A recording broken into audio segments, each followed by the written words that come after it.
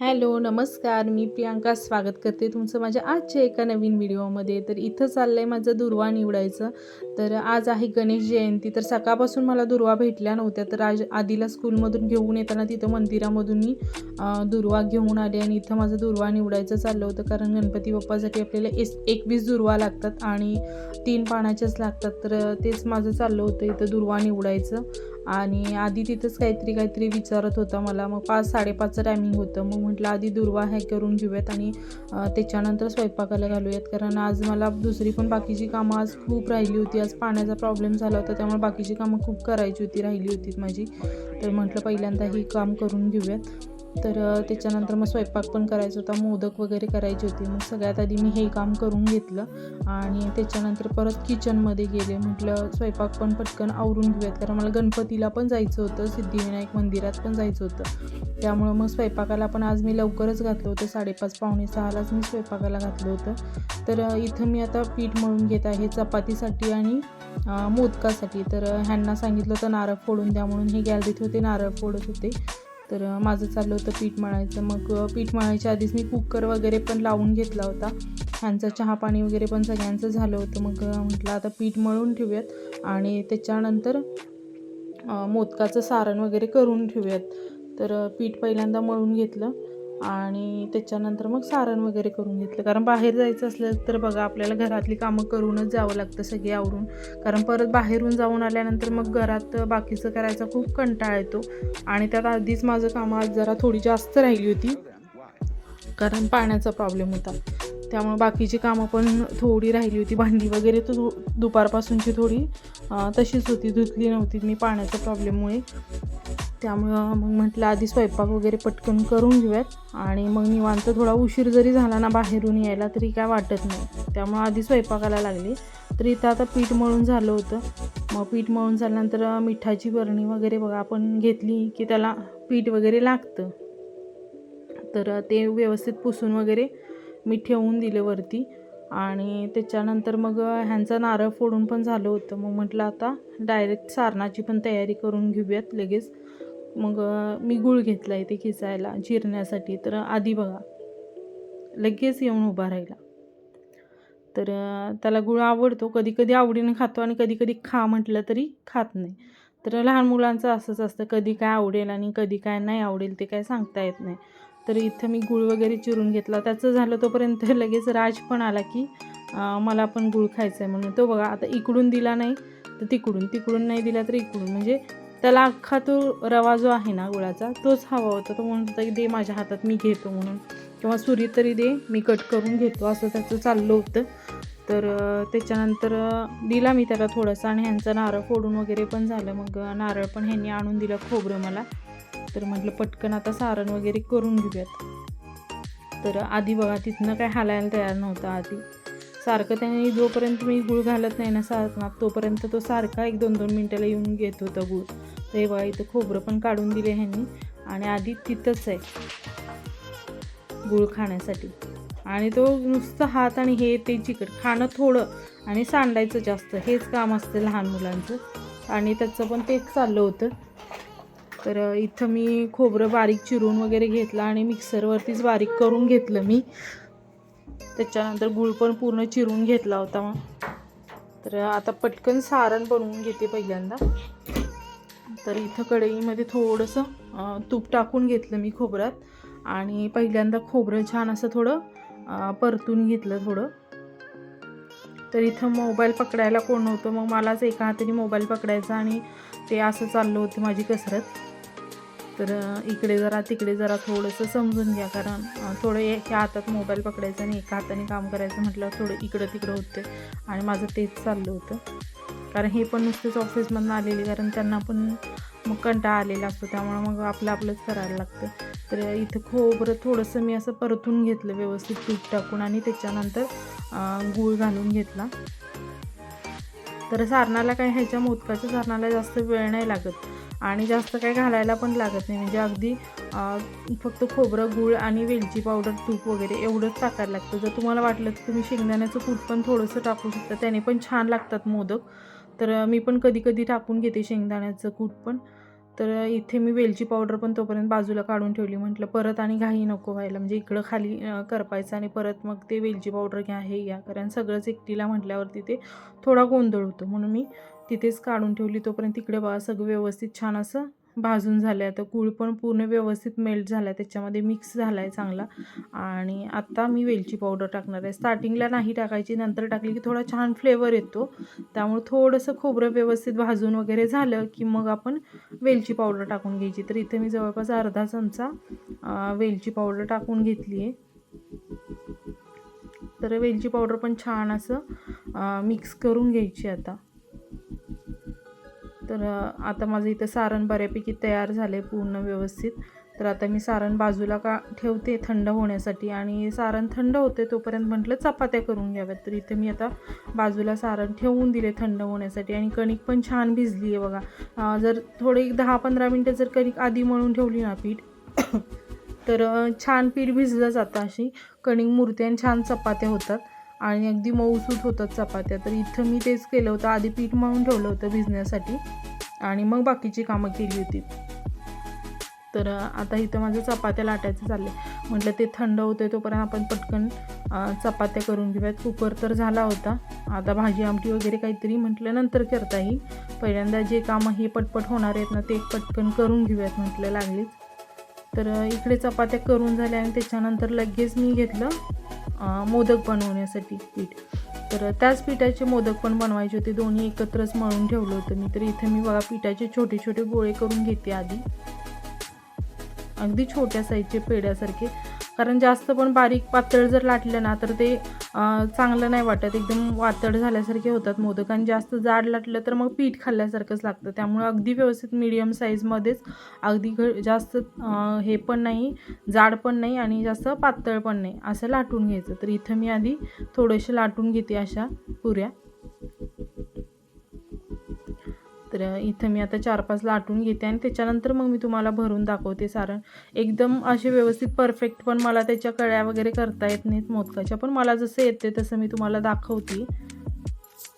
आणि ते बघा आधी तिथंच होतं, झालं का नाही, होते का नाही, असं चाललं होतं त्यांचं. पटकन आवर सारखं चाललं होतं आधीचं. त्याला खाणं नसतंय मुलांचं, पण फक्त त्यांना घाई झाली असती की कधी होतंय आणि कधी देतात, असं झालेलं असतं लहान मुलांना.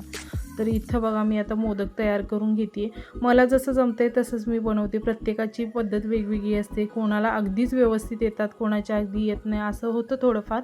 तर मला जसं येते तसं मी बनवते मोदक आणि तेच तुम्हाला दाखवते. हे बघा आता माझा मोदक बनवून झाला. इथे कसा झाला हे कमेंटमध्ये नक्की सांगा.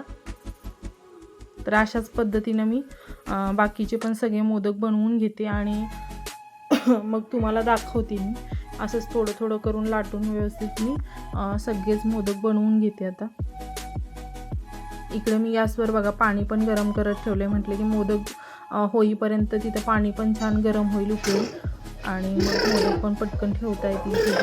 इथे मोदक मी करून दाखवले तुम्हाला 2.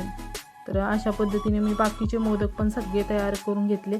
जवळपास 21-22 मोदक झाले होते. इकडं पाणी पण गरम झाले तोपर्यंत आता मी शिजायला ठेवते मोदक.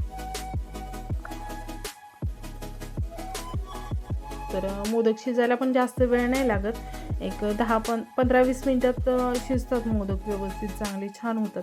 तर आता हे मोदक शिजत आहेत तोपर्यंत मी तुम्हाला आजची माझी पूजा दाखवते.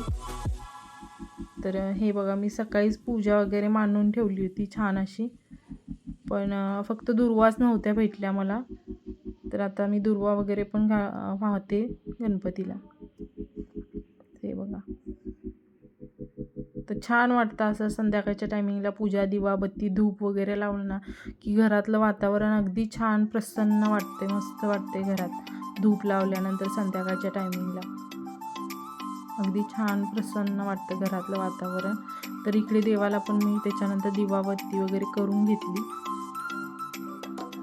तर आता हे माझं पूजा वगैरे झाली की मोदक वगैरे झाले, नैवेद्य दाखवून मला बाहेर पण जायचं होतं सिद्धिविनायक मंदिरात, कारण आज गणेश जयंती असल्यामुळं म्हटलं की आपण जाऊन येऊयात देवाला पण, म्हणजे वेळ पण होता म्हटलं आणि बाकीचं पण थोडंफार काय इकडे तिकडे काय काम असेल तर, म्हणून म्हटलं की मी स्वयंपाक वगैरे पटकन आवरते आणि मग आपण जाऊन येऊयात. तर इथे माझी पूजा वगैरे पण संध्याकाळची दिवाबत्ती आता झाली होती. तर छान अशी पूजा झाली आता. हॅलो नमस्कार, मी प्रियांका स्वागत करते तुमचं माझ्या आजच्या एका नवीन व्हिडिओमध्ये. तर कशा आहात तुम्ही सगळे? आय होप तुम्ही मस्त असाल. तर आज आहे गणेश जयंती. तर गणेश जयंतीच्या सगळ्यांना खूप खूप शुभेच्छा. तर आता तुम्ही व्हिडिओमध्ये बघितलं की माझी दिवाबत्ती वगैरे झाली आहे. मी दुर्वा वगैरे पण वाहिल्यात गणपती बाप्पांना, आणि पूजा वगैरे माझी सकाळी झाली होती, पण दुर्वा नव्हत्या आणल्या. दुपारी स्कूलमधून आधीला घेऊन येताना मी घेऊन आले होते. तर आता मी पूजा वगैरे झाली आहे, सगळी दिवाबत्ती झाली आहे, मोदक पण शिजत आहे. तर मोदक शिजले की मग मी जाणार आहे गणपतीला, म्हणजे सिद्धिविनायक मंदिरात जाणार आहे मी. आणि आधी काय चाललंय रे? कशासाठी? आधीला सारखं कंगवा भांग सारखं चालू आहे. कुठे तर जायचं असलं की आधी असंच करतो. आणि गणेश जयंतीलाच आधीचं वारसं पण झालं होतं, आहे की नाही? आधीचं नाव ठेवलं होतं. तुला माहिती आहे? होय होय म्हणतेस.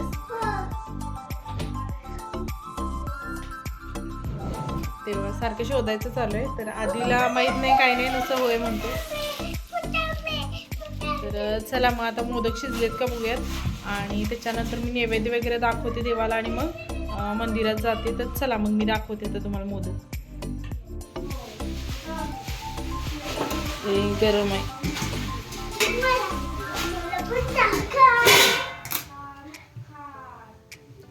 शिजलेत मोदक. बंद कर मग. सर गॅस बंद करते. तर आता मोदक शिजलेत, आता मी काढून घेते, देवाला नैवेद्य वगैरे दाखवते.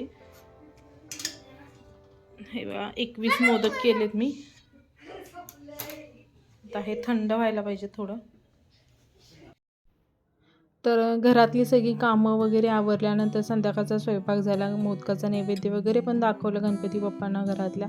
आणि त्याच्यानंतर मग म्हटलं की चला आपण देवाला जाऊन येऊया, सिद्धिविनायक मंदिरात जायची इच्छा होती. आणि उशीर झाला, कारण आमच्या इथे थोडं खाली हळदी कुंकवाला वगैरे बोलवलं होतं, त्यामुळे मला तिकडं पण जावं लागलं. त्यामुळे मला मंदिरात यायला थोडा उशीर झाला. आणि मंदिर किती छान सजवले बाबा, खूप छान सजवलं होतं, पण गर्दी खूप होती, भयानक गर्दी होती. आणि बाहेरच्या साईडला जास्त गर्दी होती, आतमध्ये एवढी गर्दी नव्हती, पण बाहेर खूप गर्दी होती. आणि इथं बघा आधीचं चाललंय घंटा वाजवायचं. तर त्याने पप्पांच्या कडेवर चढलाय, कारण मला घंटा वाजवायची आहे म्हणून, आणि राजचं उड्या मारून वाजवायचं चाललं होतं, पण तरी पण त्याचा हात काय पुरला नाही. तर असं इथं आतमध्ये आली आहे मी आता मंदिरामध्ये. आणि चला आता तुम्ही पण गणपती बाप्पाचं छान असं दर्शन घ्या, आणि किती छान मंदिर वगैरे सजवलं ते पण बघा पुढे. तर चला मग आता.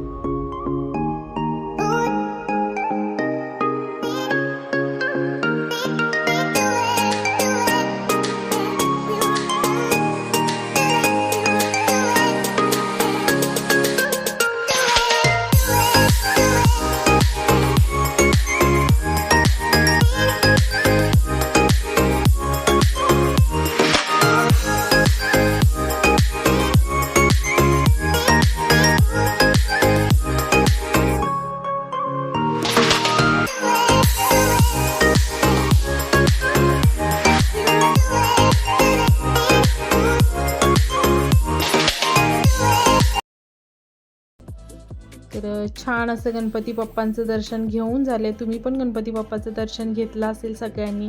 तर कसा वाटला तुम्हाला आजचा व्हिडिओ हे मला कमेंटमध्ये नक्की सांगा. आणि जर तुम्हाला आजचा व्हिडिओ आवडला असेल तर प्लीज व्हिडिओला लाईक करा, शेअर करा आणि चॅनलला सबस्क्राईब करायला विसरू नका.